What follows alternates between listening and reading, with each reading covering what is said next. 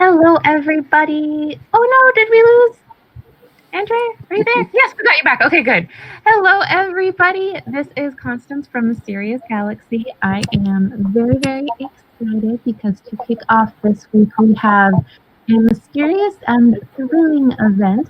We have R.V. Raman, who is here for his book, A Will to Kill, and Andrea J. Johnson, who is here for Poetic Justice. A Will to Kill kind of has all the great things that you love in like an Agatha Christie-esque story where we have a mention, you have family members who are family but don't necessarily love each other all that much, a murder and a will, and it's set in India, so all kinds of amazing and awesome things. And then Poetic Justice it's your debut novel, I believe, correct? That is correct. Yay, so congratulations, it's a debut. It's the first in a series too. So first in a thrilling series about a stenographer who gets kind of pulled into some shady things happening to her mentor, and she finds a partner to help her kind of figure out what's going on and everything. And I'm not going to give away any more. I'm going to go ahead and pass it off to our amazing authors, but make sure, yes, hooray debut in the comments. Sorry, someone said hooray for debut author. But there are 2 rules we have just to help keep things organized. If you have any questions for the authors, please make sure you ask them. That's what makes these events so much fun. So right down below where it says ask a question, as that would imply, that is where you can ask the questions. Just click that button. And then also, if you want to support these awesome new books, there will be a buy book button right down below. Just make sure you go ahead and click that, and you can even get a signed book plate with your book. On that note, I will go ahead and pass it off to you guys, and then I will see you for the audience Q&A. Thank you. All right. Well, as introduced, I am Andrea Johnson, and I'm here with RV. And since this is actually his event, I am going to make sure to lavish all of the love today on him and start off with all kinds of wonderful questions that focus on you and your book. I hope you certainly do not mind that. Thank you, and hello, everybody. Pleasure to be here. First time I'm on a book event in the US, so look forward to it. Well, we worked together to start off with some questions that I think you guys are really going to love. So just to kick it off, we talked a little bit right at the beginning that A Will to Kill is very much like those traditional mysteries during the golden age of mysteries, an Agatha Christie type book.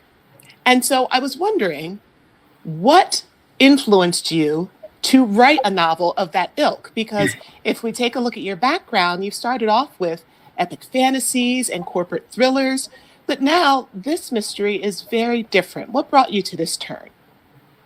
Okay, so right when I was in school, the genre that I really liked were mysteries. So I have always wanted to write a Christie kind of a mystery. But I found that writing a mystery is far more difficult than writing a thriller or fantasy. When you're writing fantasy, you just sit and let your imagination fly, and it works. When you're writing a thriller, you can put in all sorts of things like action items and various things. But when you come to a Christie kind of a book, it has to stick together. It has to be logical. It has to be very, very cerebral. That is difficult, I found. So what I did is I started off by writing something else because I didn't have the confidence to actually pull off a Christie kind of a mystery. Right? The lot of logic stuff has to hang together. The clues have to hang together. The behaviors of the characters have to hang together. So it's difficult. So as an introduction, I started with epic fantasy, let my imagination fly. When that worked, I turned my attention to crime fiction. And the first book that I wrote, which turned out to be a thriller, it's called Fraudster. When I started writing Fraudster, it was actually going to be a Christie kind of a book. It starts off with a locked room murder. But halfway through the manuscript, I realized that it is going to be very difficult for a completely unknown name to sell a traditional mystery in India. So as a result, I changed it and made it a thriller. and that sold. After writing 4 such thrillers, I gathered enough confidence to be able to attempt a Christie kind of a mystery, and this is where I am. So it's been a long journey getting to a mystery, but this is how it started. It's interesting that you brought up the idea of a locked room mystery. And I say that because that's one of the traditional things that we think about when we think of the golden age of detective fiction.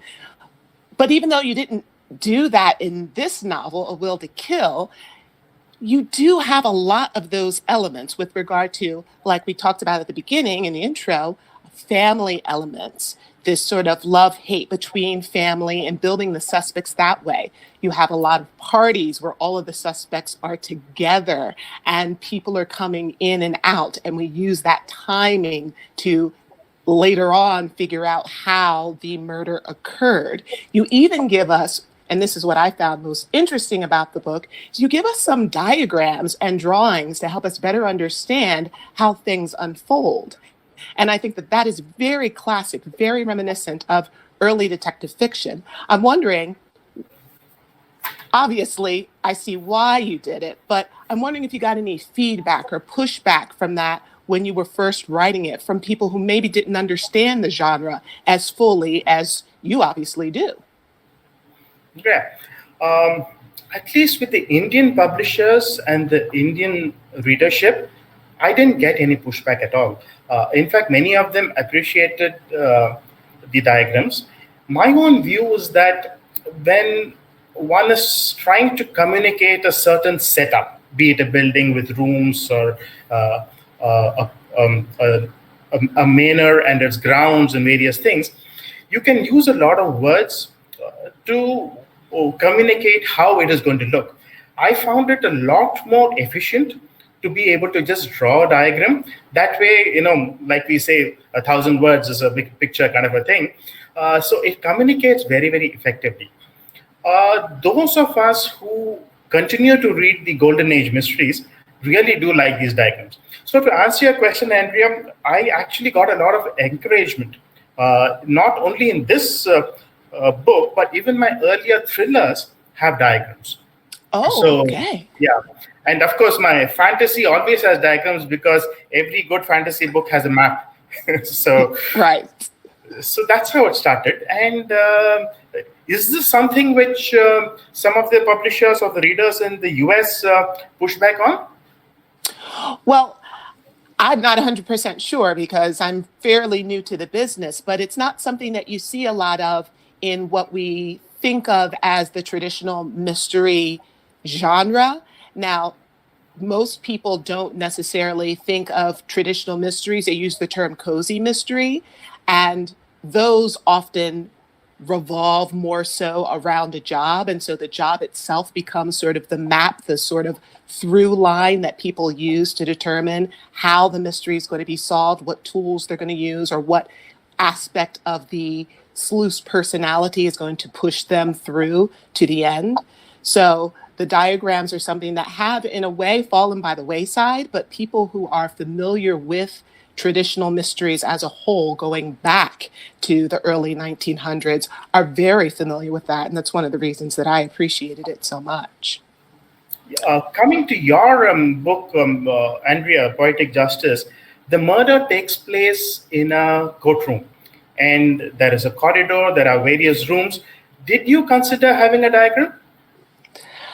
Well, I actually drew a lot of diagrams for myself because I am very logical minded in a way. And people who read the book will notice that, in the sense that the book turns back on itself. I had one person very much say that in some senses, this book plays out very much like Back to the Future 2, in that we see something happen once, but then we see it again from a different perspective.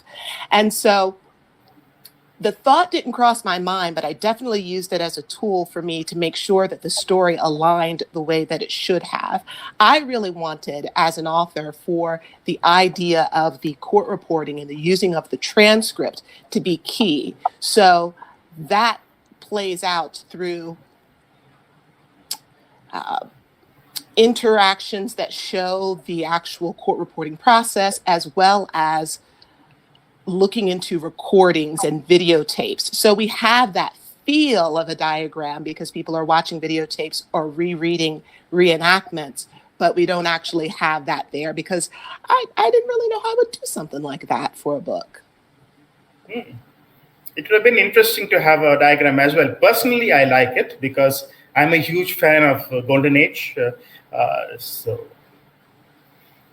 And we can see that actually throughout your book. You have a lot of great references to people like Hercule Poirot. You also have a lot of references to other very classic mysteries like the Rue Morgue murders and certain Sherlock Holmes pieces. And so I was wondering, since we have a very traditional detective or sleuth in this story, are we going to see any of those sort of idiosyncrasies that we see in Hercule Poirot or Sherlock Holmes or even Kenzie Milhone in our modern age? Are we going to see that in your sleuth moving forward?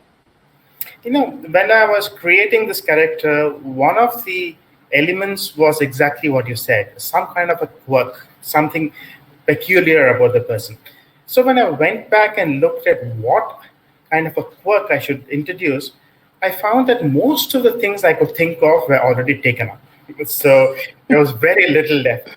So having said that, I did introduce a couple of quirks which I saw in people in real life. There is this friend of mine who, whenever he starts thinking, his finger starts moving. He starts writing things with his finger. And he writes words, he draws diagrams. So that was a kind of a quirk which I put in my sleuth. So when he starts thinking and his mind goes into high gear, his fingers acquire a mind of their own and they start sketching, they start writing. In fact, he is also an amateur sketcher. So in the book, you have a chapter in which, without really realizing what he's doing, he sketches something. And then later on, he looks at it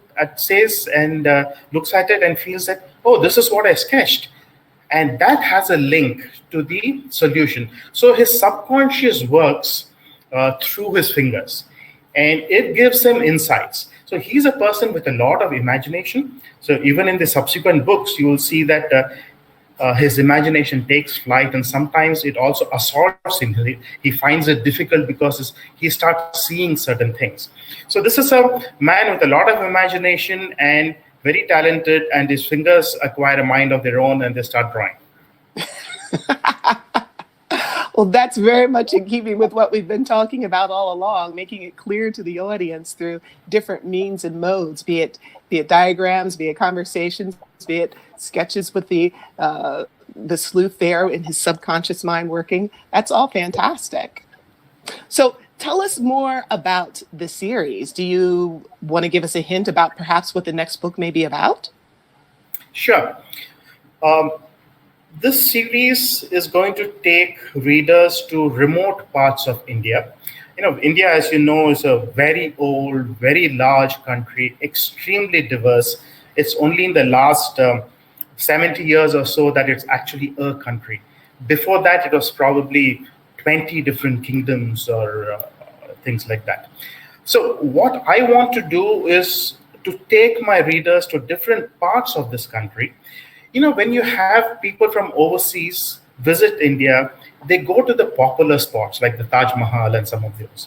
They never go to these remote spots, which are absolutely fantastic, picturesque places, lovely places, very beautiful.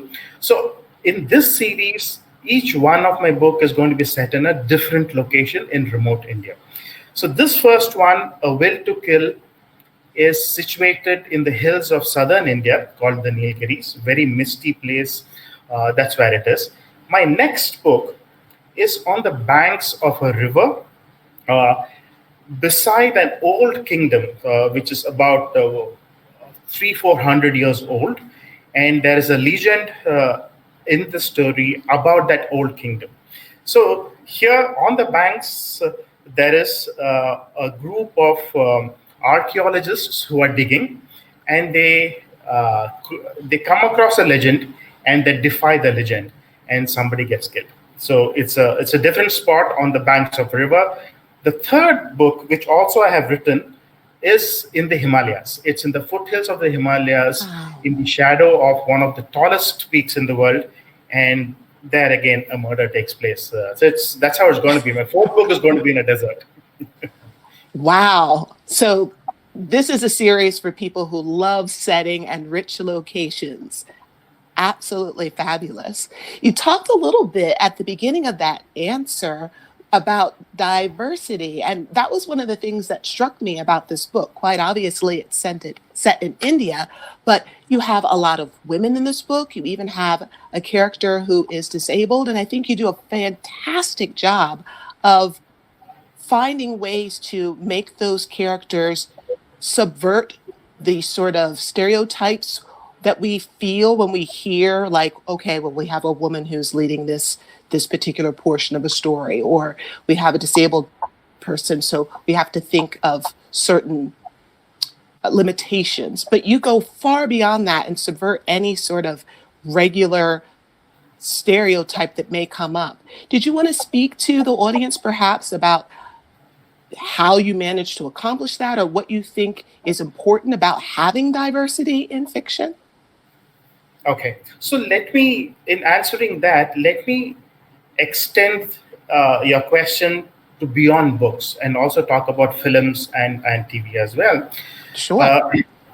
So, see, at least in India, and I'm sure it's so elsewhere as well, fiction influences the way people think, the way people behave, right? Whether it is movies or books. It's very important, I think, for those of us who create fiction to be able to give that message out and say that, listen, guys, you need to think beyond your own two walls or four walls. So we try and give it as much diversity as possible, not just racial, gender, various things, any sort of diversity. So it's a very conscious attempt to do that, because one of the downsides I see, and I feel very bad about India, is that many men are stereotyped, macho, and there is this huge gap between how women are perceived and how men are perceived. It's a very patriarchal society. So diversity is very important. I must also confess that one of my disappointments in this book, A Will to Kill, is that I don't have a extremely strong female character. My female characters in this particular book, is a support character. If I go back to my thrillers, of my 4 thrillers, in 2 of them, the police inspector is a young lady. And in one of the others, the protagonist is a lady. So in all my other books, female characters occupy center stage far more than in this one. So diversity, that from that perspective, is important. The other thing I would say is this. Having worked in different parts of the world, I've worked in 4 continents out of the 5. Your ability to empathize, your ability to understand a different culture, a different community, is so much more higher if you, in your fiction, if you were used to diversity, either reading or watching diversity. It makes you far more multifaceted. So even to my kids, one of the prime things that my wife and I say is embrace diversity, not just because it is right, but it makes you a far more effective person. Absolutely. Well said. And I think you're getting a lot of great comments on that as well. So thank you for that. Good. Can I ask you a couple of questions, Andrea? Oh, sure. I'd love to. Yeah. To answer a few. I read Poetic Justice and I absolutely loved it. Now, thanks. Right at the outset, there is so much familiarity with the courtroom processes, right down to the equipment that your protagonist used. Can you give us some background as to how this came about? Well, I actually spent, I would say close to 10 years of my life in the field of court stenography. I worked a few years, a handful of years in deposition reporting, which is where you go into different lawyers' offices. But the bulk of my career was in the court system. And so when I was working as a court stenographer, I wasn't really thinking about writing a mystery. But when I did decide to take up the mantle of writer, I was looking around for ideas and I thought, well, the idea that you have is right there in your backyard. You used to sit every day and listen to different mysteries unfold. And so I started to read more mysteries so I could figure out how to craft one that focused on the courtroom setting in a way that was slightly different from the legal thriller, one where the court stenographer would be the person solving the crime and taking the lead. And I didn't see any. And so I decided to create my own.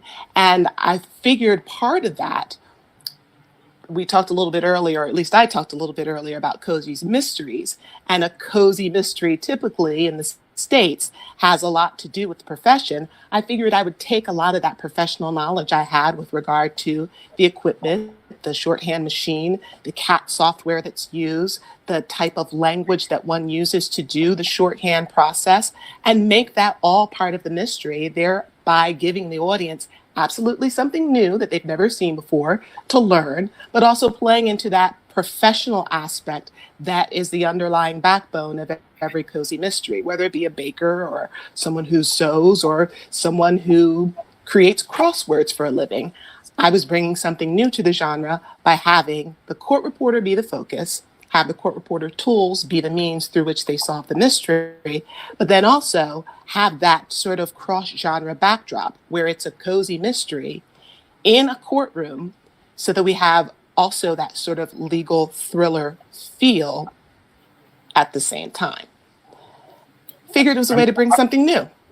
Yeah, I'm so happy that you did that, Andrea, because most of the legal scenes that we see in crime fiction focuses either on the lawyer or the witness, nobody else.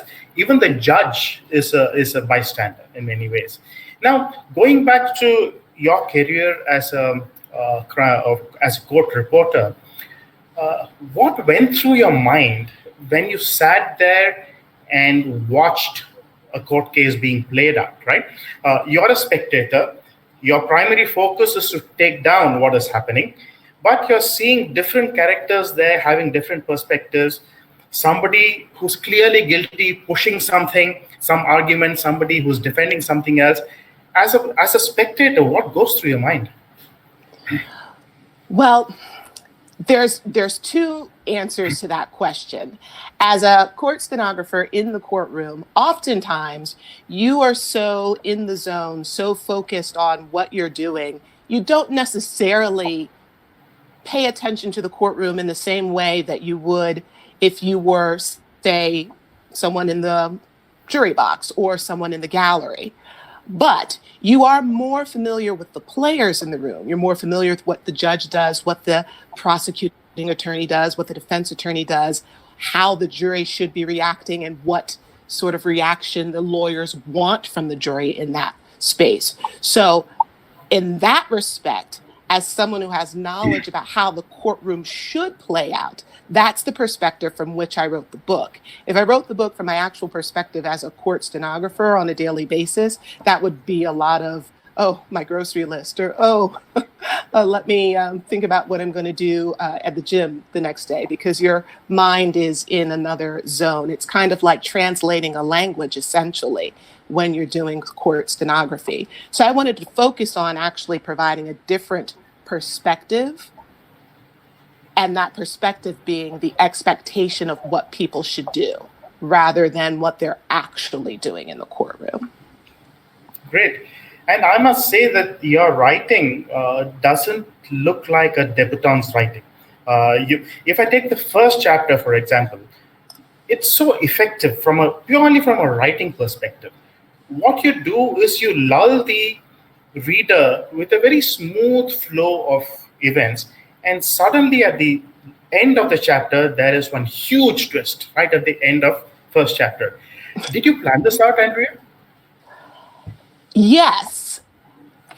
I actually had both the beginning and the end of the book in mind before I even started writing. The beginning of the book is actually based loosely, very loosely, on a real event that occurred in the Delaware court system, not in my court, but where missing evidence turned up on the witness stand, or rather, missing evidence occurred in the courtroom unexpectedly.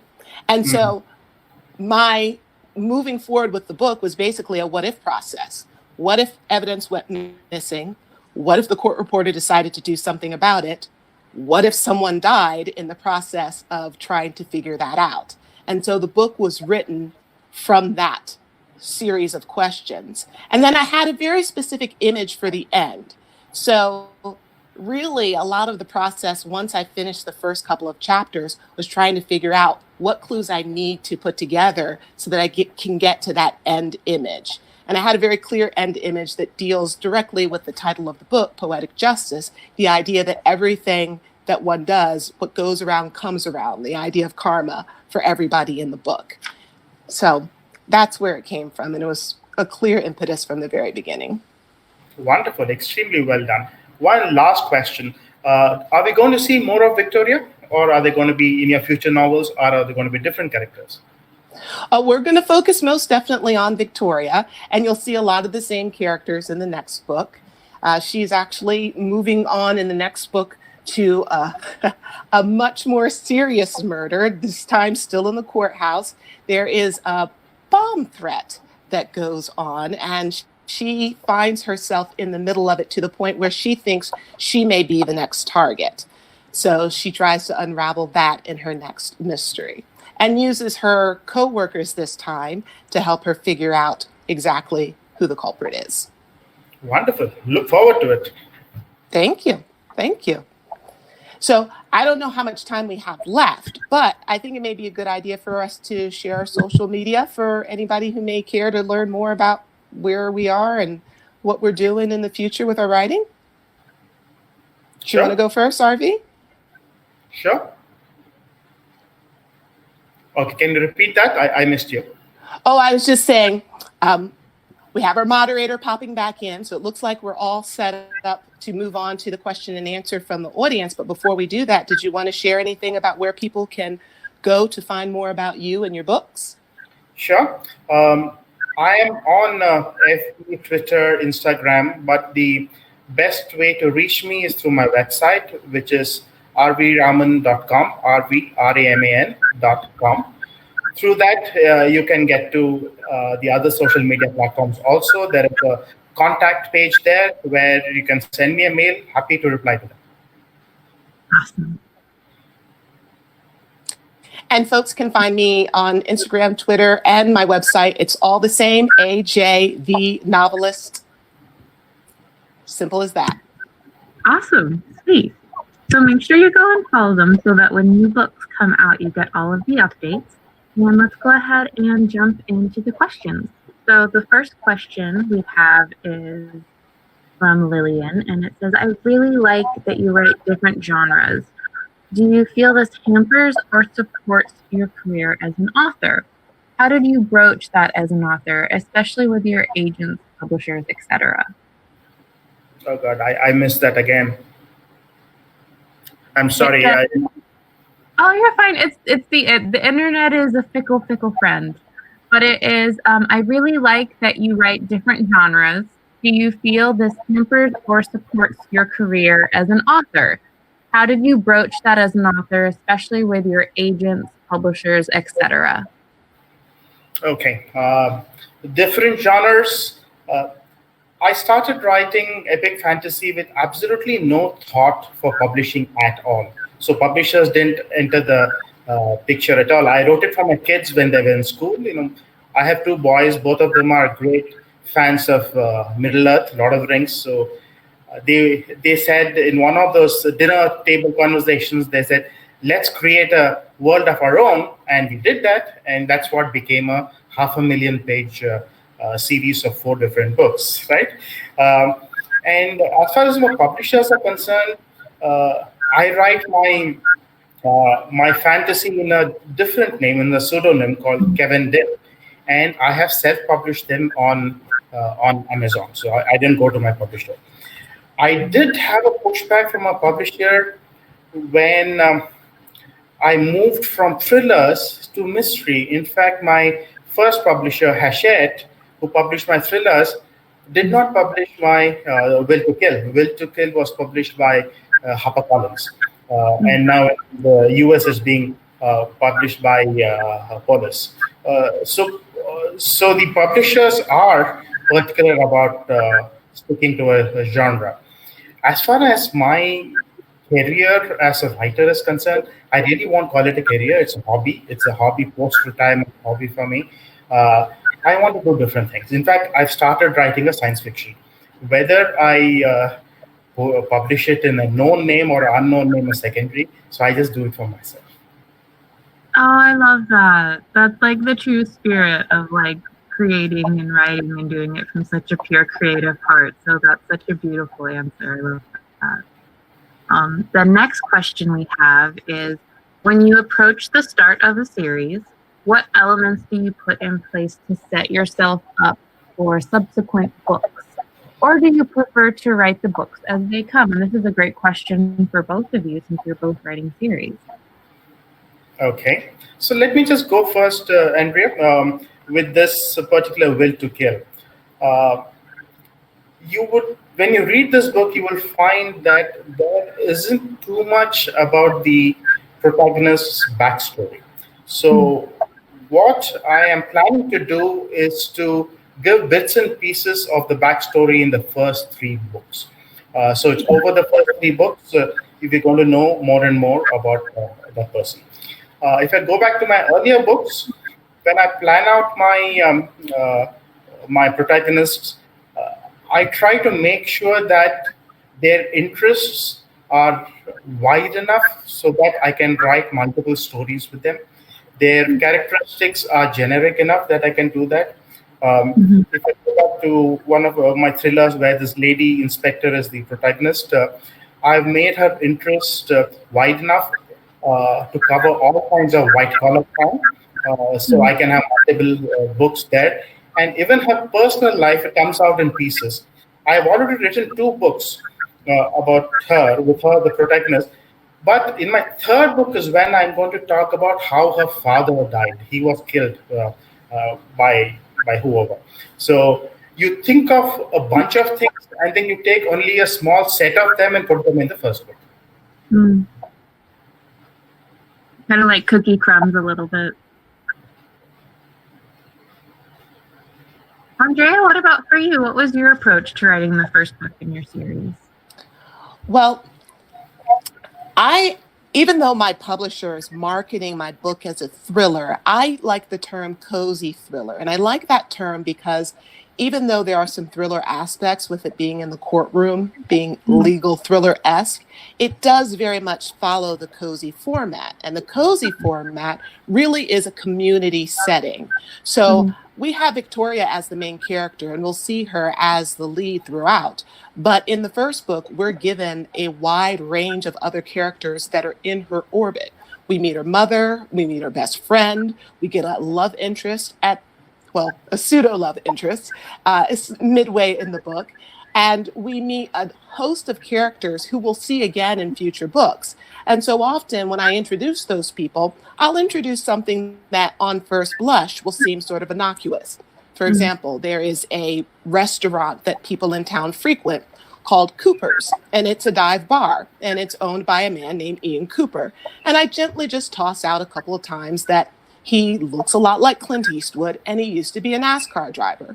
So in future books, we will revisit Cooper's, we will see Ian Cooper more, and we will eventually have a mystery that deals with his former life as a NASCAR driver, and we will have a future mystery that deals with the lady down the street who owns the cafe, who I introduce in a very similar way. So anytime you see a character, they're more likely than not will be involved in a mystery in the future, whether they are adjacent to the victim, or victims themselves, or are perhaps even the actual culprit. So Love that. I love that it's like you both have like the little threads of a tapestry, and it's like you want to keep pulling the different threads to find out more and more and more about the worlds and the characters. So it's such a great way to keep pulling people in. Ooh, okay. This was my question, I confess. Mine was, what was the process for creating the diagrams? I'm like, did you draw them and then give them to an illustrator, or did you talk to an illustrator about them? How the process of making the diagram, how does that come about? Okay. Um, if I go back to my profession, I was a management consultant for 35 years. The piece of software we use the most is PowerPoint. So all my diagrams have been made on PowerPoint, and I save them as JPGs and give them to the publisher. So I draw them myself using PowerPoint and maybe one or two other pieces of software just to embellish things like adding trees and some legend and things like that. I do them myself. I am reasonably proficient with some of the graphics software. My fantasy books, 4 of them, I've made the book covers by myself. So I'm reasonably proficient with them. I just do it and give it to the publisher. Nice. Well, that makes it easy then. I was about to say, not all of us have the proficient skills to do that. So that is quite impressive. And the next question we've got is, so Golden Age mysteries were brought up a lot in the discussion. And so this question is, what are your favorite elements of Golden Age mystery? And what is it about the Golden Age mystery that drew you towards it so much? Okay. I'm a cerebral kind of a person. I'm not big on emotion. So when you read my books also, you will find them probably more cerebral and logic oriented, and there's not too much of heart in it. I'm more brain and imagination rather than heart. So the Golden Age mysteries are essentially intellectual puzzles. So that's what appeals to me more. Second, maybe I'm a traditional person, but I prefer clean language while reading a book, and Golden Age mysteries are clean. There's no profanity, there's no vulgarity, any of that. And the third and the biggest reason is it takes me back in time to a time which I did not experience, and all of them are in countries other than India, UK, US, various places. So for me, it is a journey both in time and space. Oh, that's awesome. That's so amazing. And okay, this one I think is good and ties in nicely as well to especially going back in time and places that you didn't live in. But for both of you, was there anything in particular that you had to research for this book? And I'm going to add, I feel like both of you come with such a breadth of knowledge already just from your careers. But was there anything additional that you had to kind of go down a rabbit hole and research more for these books? Andrea, you want to go first? Well, I'm thinking. I deliberately chose something that was close to home, that old adage, write what you know, so that I wouldn't have to do that. And I could concentrate more on language and setting. One of my big fears before I started writing novels, because I actually do write a lot of journalism type things, columns and whatnot. But before I actually started writing novels, my big thing was about dialogue. How to make dialogue feel natural. So I researched that a lot as a writer, just how to create something in a way that's going to not just be distributing language, but memorable, provide a little bit of emotion and click those clues in so that the reader sees them, but doesn't get stuck on them and figure out the mystery before your story is told. But as far as actual research, in a reference sort of way, I think the main thing that I had to research just to make sure that I was doing it absolutely right were a few law issues. Because when you think about the law on the state and local level, you have different law enforcement agencies. So I wanted to make sure I had that absolutely correct, because court procedure is one thing, but when it comes down to arresting someone or having to press charges, that was a little out of my purview. So I did a lot of that, I think. But otherwise, I stayed in my lane. So When I was writing my thrillers, I of course had to do a lot of research because my first one is about bank fraud, the second one is about insider trading, then e-commerce fraud. Now, white collar crime requires a lot of research to be done, but it's also supported by my own experience. So there's a lot that I had to do there. When it comes to Will to Kill, I really didn't have to do any research except for one point, which is something which Andrea also mentioned in her mail to me. It's this: the whole premise in Will to Kill is, here is this guy who expects to be killed, and he writes two wills, both of which are dated the same day, and the time is also the same, and the witnesses sign them at the same time. So, which of the two is the later will? There isn't an answer. So, the only way to differentiate which will is going to come into force is how this guy is going to get killed. If he gets murdered, one will come into effect. If he dies naturally, another will come into effect. Now, I had to speak to a couple of lawyers to make sure that this is something that I could actually do. And what I was told is that it's absolutely no law preventing you from writing a 20 different wills if you want. But when you die and they have to determine which is going to be the final will, it has to be resolved in some way. So I chose the manner of this person's death to be the resolving question. Wow. I love that. Yeah. It's like a mystery inside of a mystery, which is awesome. Oh, and this is a follow-up question to research. They're asking, for doing the research, did you actually talk to police in terms of crime and procedures? And if you did talk to actual police, how did you broach that? I did speak to a number of police people. There is somebody who lives a couple of lanes away from my house who's a retired senior police gentleman. I spoke to him. And in one of my early literary events, the chief guest was a fairly high up lady who was a commissioner of police. I spoke to her, and I also spoke to a couple of inspector level people as well. I wanted to do two things. One is the police procedure, and the second is the how the police force is organized. So I didn't want to get that wrong. And especially because I was writing white collar crime, it's a certain dedicated department that looks after it. So I went and spoke to people there.